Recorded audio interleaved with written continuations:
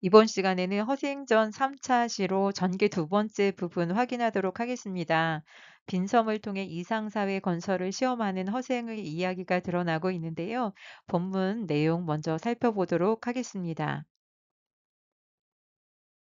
지난 시간 내용 확인합니다. 발단 부분에서는 가난하고 무능한 선비 허생이 아내의 질책에 독서를 중단하고 집을 나가는 내용이 나왔었고요. 전개 부분이 긴데요. 첫 번째 부분에서는 허생이 변 씨에게 빌린 돈으로 매점매석해서 큰 돈을 버는 내용이 드러나고 있었습니다. 그래서 당시 사회문화적 배경으로 조선 후기에 취약한 경제 구조가 드러난다라고 이야기하였습니다. 전개의 두 번째 내용에서는 허생이 빈섬에서 이상사회 건설을 시험하는 내용이 드러나고 있는데요. 내용 살펴보도록 하겠습니다. 어느 날 허생은 바닷가로 나가 늙은 뱃사공을 붙잡고 은근히 물었다. 영감, 혹시 바다 멀리 사람이 살 만한 빈섬 하나 없던가? 있습지요. 제가 언젠가 큰 바람을 만나 서쪽 바다로 줄곧 사흘 밤낮을 가다가 한 섬에 닿았습지요. 아마 사문과 장기의 중간쯤 될 겁니다. 꽃과 잎이 저절로 피어나고 과실과 오이가 철따라 있고 사슴이 떼지어 몰려다니고 물고기가 사람을 보고도 놀라지 않더이다. 허생은 뱃사공의 말을 듣고 더없이 기뻐하였다. 자네가 나를 그곳으로 인도해 준다면 평생 함께 부귀를 누릴 걸세. 지금 나와 있는 내용 중에서 늙은 뱃사공은 빈섬에 대한 정보를 제공하는 보조적 인물이다라고 할 수 있고요. 빈섬은 허생이 자신의 이상을 시험하는 공간이라고 할 수 있습니다. 사문 같은 경우는 동남아 근방으로 이야기를 하고요. 장기는 일본의 나가사키쯤으로 이야기를 합니다. 허생은 뱃사공이 빈섬이 있다라는 말을 듣고서 기뻐하는데 자신의 계획을 시험해 볼 수 있게 되어서 기뻐하였다라는 것 알 수 있습니다. 이어지는 내용 살펴봅니다. 뱃사공은 흔쾌히 허생의 말을 따랐다. 허생은 바람을 타고 줄곧 배를 몰아 마침내 그 섬에 이르렀다.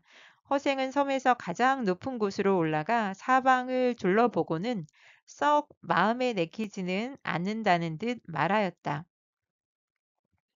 땅이 천리도 채 못 되니 여기서 무엇을 한단 말인가?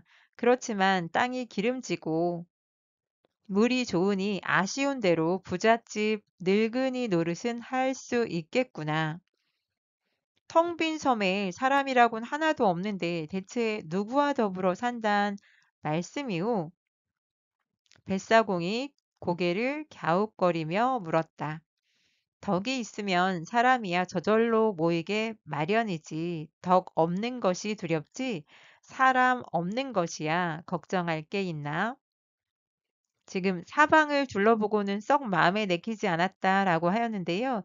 자신의 이상을 실현하기에는 좀 부족한 곳이라고 판단했기 때문입니다. 덕이 있으면 사람이야 저절로 모이게 마련이지. 덕 없는 것이 두렵지. 사람 없는 것이야 걱정할 게 있나? 라는 말 같은 경우에는 유교의 덕치주의가 드러났다라는 말 쓸 수 있는데요. 덕불고 덕이 있으면 외롭지 않고 필요린 반드시 이웃이 있다라는 말과 통하는 구절입니다. 그래서 이 부분에서는 이상사회 건설을 위해 빈섬을 찾아 나선 허생의 모습이 드러나고 있습니다. 이어지는 내용 살펴봅니다. 이때 전라도 변산에는 떼도둑이 1000명씩이나 우글거리고 있었다. 나라에서는 각 지방에서 군사를 뽑아 올려 도둑을 잡으려고 무진애를 썼지만 속수무책이었다. 도둑들도 군사들이 진을 치고 있으니 깊은 산속에 틀어박혀 나오지도 못하고 굶어 죽을 판이었다. 허생은 변산으로 가서 도둑대의 산채를 찾았다. 그리고 그 우두머리를 만나 이렇게 물었다. 너희들 1000명이 천냥을 노략질해서 나누어 가진다면 한 사람 앞에 얼마씩 돌아가겠느냐? 도둑의 우두머리는 누구를 바보로 아느냐는 듯 눈을 부라렸다. 지금 전라도 변산에 떼도둑이 1000명씩이나 우글거리고 있다라고 해서 이때 당시의 사회문화적 배경이 드러나고 있는데요. 도둑이 상당히 많았다는 것. 가난 때문에 양민으로 평범하게 살기 어려웠다는 게 드러나고 있고요. 나라에서 각 지방에 군사를 뽑아서 도둑을 잡으려고 했지만 속수무책이었다라고 해서 집권층의 무능함이 드러나고 있습니다. 지금 군사를 뽑아서 많은 인원을 동원해도 지금 도둑 문제를 해결하고 있지 못하다는 것 드러나고 있고요. 속수무책이라는 뜻 한번 확인해 보도록 하겠습니다. 손을 묶은 것처럼 어찌할 도리가 없어서 꼼짝 못할 때 속수무책이다라는 말 쓰는데요. 허생이 변산으로 가서 도둑대의 산채를 찾았다라고 했는데요. 산적들의 소굴을 혼자 찾아가는 것으로 보아 허생이 상당히 대범하다라는 것도 알 수 있고요. 우두머리를 만나서 1000명이 천냥을 누략질해서 나누어 가진다면 한 사람 앞에 얼마가 돌아가겠느냐라고 해서 노략질이란 말이 드러나고 있는데요. 때를 지어 돌아다니면서 사람을 해치거나 재물을 강제로 빼앗을 때 누략질이란 말 사용하고요. 우두머리가 이제 뭐라고 답을 하는지 한번 살펴보도록 하겠습니다. 다음 내용입니다. 그거야 한 사람 앞에 한 양씩이지 얼마요? 도적의 우두머리가 이야기를 합니다. 그럼 아내가 있소? 허생이 질문을 하고 없소? 라고 도적의 우두머리가 답변을 합니다. 그럼 논밭은 있소? 논밭이 있고 아내가 있으면 도둑질을 왜 해? 논밭이 같은 경우는 국외음화 현상 일어나고 있습니다. 정말 그렇다면 왜 아내 없고 집 짓고 솟아서 농사 지을 궁리를 안 하는가? 그러면 도둑놈이라는 말도 안 들을 테고 아내와 자식 낳고 사는 재미가 절로 나고 자기 마음대로 나돌아다녀도 누구한테 잡혀갈 걱정도 없을 테니 얼마나 좋겠소? 그렇게 잘 먹고 잘 살 수 있는 길을 두고 왜 이렇게 지낸단 말이오? 지금 논밭이 있고 아내가 있으면 도둑질을 왜 해? 라는 도둑의 우두머리의 말을 통해서 경제적으로 어려워져서 도둑이 됐다는 것 알 수 있고요. 허생이 왜 아내 없고 집 짓고 솟아서 농사 지을 궁리를 안 하느냐라고 묻고 있는데요.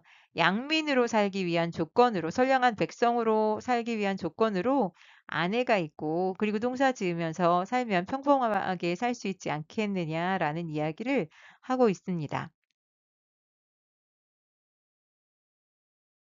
아니, 왜 바라지 않겠소? 다만 돈이 없어 못할 뿐이지요. 도적의 우두머리가 이야기를 합니다. 허생은 그제야 껄껄껄 웃으며 말하였다.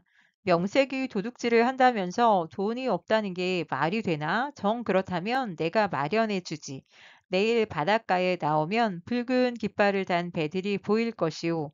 모두 돈을 가득 실은 배이니 와서 자네들이 갖고 싶은 만큼 마음대로 가져가게. 허생은 이렇게 말한 뒤 총총히 가 버렸다. 도둑들은 모두 허생을 미친놈이라고 비웃었다. 그러나 다음 날 도둑들은 혹시나 하는 마음에 바닷가로 나가보았다. 그런데 이게 웬일인가? 과연 붉은 깃발을 높이 올린 배가 여러 척 떠 있고 배 위에서는 허생이 돈 30만 냥을 싣고 기다리고 있는 것이 아닌가? 지금 도둑이 돈이 없어서 아내나 소나 구해서 농사를 못 짓는다라고 이야기를 하고 있는데요. 화폐 가치가 보편화되고 있다는 것 알 수 있고 돈의 중요성을 도둑들도 다 인식하고 있다는 게 드러나고 있습니다. 허생이 도둑들을 찾아가가지고 돈을 마련해 주겠다고 이야기하는 장면이 드러나고 있는데요. 이러한 허생을 도둑들은 미친놈이라고 비우는데 그 이유를 살펴보자면 실현 가능성이 없는 황당한 제안을 하고 있다라고 생각하는 거죠. 허생을 믿지 못해서 지금 미친놈이라고 했는데 그러나 다음날 혹시나 하고 나가봤더니 정말 허생이 돈 30만 양을 가지고 기다리고 있는 걸 보고 도둑들이 이제 깜짝 놀라는 모습이 드러나고 있습니다.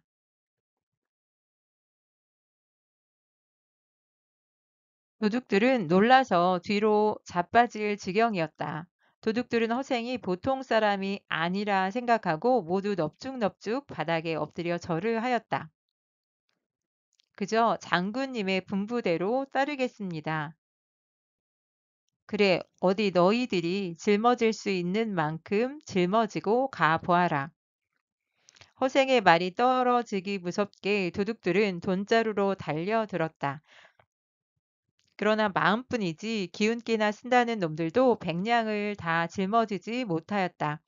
백냥도 채 짊어지지 못하는 놈들이 무슨 도둑질을 한단 말이냐? 그렇다고 이제 와서 평민으로 돌아가려 해도 너희들 이름이 이미 도둑 명부에 올라 있으니 어쩔 도리가 없구나. 오히려 잘 되었다. 네, 여기서 기다릴 테니 한 사람 앞에 백냥씩 가지고 가서 결혼할 여자와 소 한 마리씩을 구해 오너라 라고 이야기를 하고 있는데요. 허생이 보통 사람이 아니라고 생각해서 넙죽넙죽 절을 하는 모습이 드러나고 있는데 지금 허생의 비범함도 드러나 있고 허생이 신의가 있는 약속을 지키는 인물이라는 것도 드러나 있습니다. 그리고 도둑들이 장군이라고 해서 허생에 대한 호칭이 바뀌고 있다라는 것도 드러나고 있는데요. 또 허생이 결혼할 여자와 소 한 마리씩 구해가지고 오라고 백냥씩 나눠주잖아요. 양민으로 살아가기 위한 조건으로 여자도 필요하고 또 섬에서 가정을 이루고 농사 짓기 위해서 소도 필요하다라는 것 드러나고 있습니다. 허생의 말이 채 끝나기도 전에 도둑들은 예의하고는 저마다 돈자루를 짊어지고 얼쑤 좋다 하며 뿔뿔이 흩어졌다. 허생은 2,000명이 1년 동안 먹을 양식을 마련해 가지고 도둑들을 기다렸다. 약속한 날짜에 맞추어 도둑들은 저마다 여자는 걷게 하고 소는 몰고 또는 여자를 소 등에 태우고 돌아왔다. 허생은 이들을 모두 배에 태우고 빈 섬으로 갔다. 허생이 떼도둑을 한꺼번에 몽땅 쓸어가 버리니 나라 안은 하루아침에 씻은 듯이 조용해졌다. 허생과 함께 섬에 들어간 사람들은 저마다 나무를 베어 집을 짓고 대를 엮어 울타리를 세웠다. 빈 섬에 금세 큰 마을이 생겨난 것이다. 기름진 땅에 논밭을 일구고 씨를 뿌리니 온갖 곡식이 잘 자라서 김을 매지 않아도 한 줄기에 열매가 9이삭씩 달렸다. 지금 허생이 도둑들을 데리고 빈섬으로 들어가는 모습이 드러나고 있는데요. 빈섬은 허생이 이상사회를 건설하는 무대가 되는 공간입니다. 그리고 허생이 떼도둑을 몽땅 쓸어가 버려서 하루아침에 나란히 조용해졌다라고 해서 무능한 지배계층을 비판하는 부분입니다. 도둑들을 섬으로 데리고 가서 무능한 지배계층과 다르게 허생이 도둑 문제를 한꺼번에 해결해 버렸잖아요. 그래서 허생의 약간 비범한 능력, 영웅적인 면모가 드러나는 부분이기도 하고요. 지금 허생과 도둑들이 농사를 지었더니 한 이삭에 9이삭씩 한 줄기에 9이삭씩 달렸다라고 해서 토지가 비옥해서 농사가 상당히 잘 되었다는 것도 드러나고 있습니다. 곡식을 거두어서는 3년 동안 먹을 양식을 저장하고 나머지는 모두 배에 싣고 장기도로 가서 팔았다. 장기도는 일본의 영토인데 때마침 흉년이 든 참이라 가지고 간 양식을 모두 팔고 은 100만 냥을 벌어 가지고 돌아왔다. 이제야 뭘 좀 해본 것 같구나. 허생은 가슴을 내밀어 숨을 크게 쉬고는 섬에 사는 남녀 2,000명을 모두 한 자리에 모이게 하였다. 내가 처음 너희들과 함께 이 섬에 들어올 때에는 먼저 부자가 되게 한 다음 문자도 새로 만들고 의관도 새로이 정하려 하였다. 그러나 땅은 좁고 내 덕 또한 부족하니 나는 이제 여기를 떠나련다. 너희들은 아이를 낳거든 오른손으로 숟가락을 잡도록 가르치고 또 하루라도 먼저 태어난 사람이 먼저 음식을 먹도록 양보하게 하여라. 지금 농사 지은 것을 장기도로 가서 팔았다고 했는데 장기도가 일본 영토다라고 해서 허생이 해외 무역을 시도했다라는 거 알 수 있고요. 거기 가서 은 100만 냥을 벌었다라고 해서 섬을 훌륭하게 경영하고 있음도 드러나고 있습니다.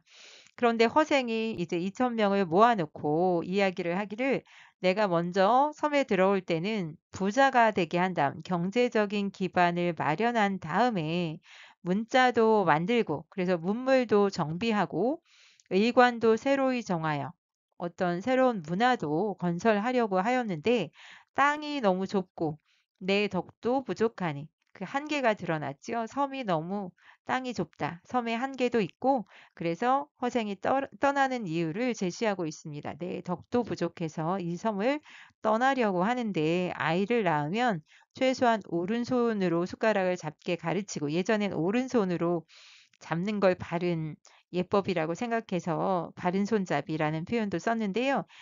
하루라도 먼저 태어난 사람이 먼저 음식을 먹도록 양보하게 해라라고 해서 기본적인 생활 윤리 이 정도는 가르쳐야 된다라는 걸 보여주고 있는데 먼저 난 사람이 먼저 먹도록 해라라고 해서 오륜 중에서 장유 유서가 드러나고 있습니다. 그래서 어른과 아이 사이에는 순서와 질서가 있어야 된다. 찬물도 위아래가 있다라는 표현과 비슷한 표현이 드러나고 있습니다.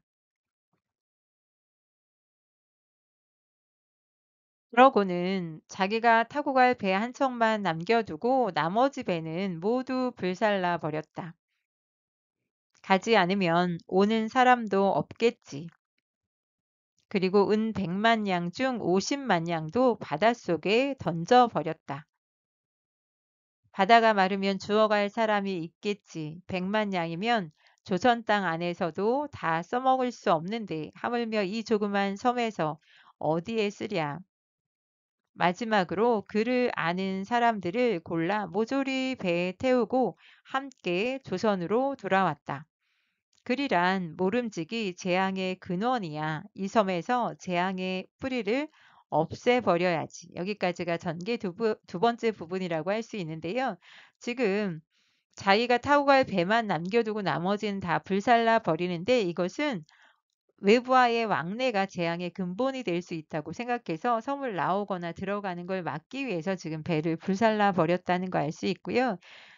어, 은 100만 양 중에서 50만 양을 바닷속에 던져버렸다라고 해서 재물이 지나치게 많으면 오히려 그 사회에 혼란을 줄 뿐이라고 생각해서 50만 양을 바닷속에 던져버립니다.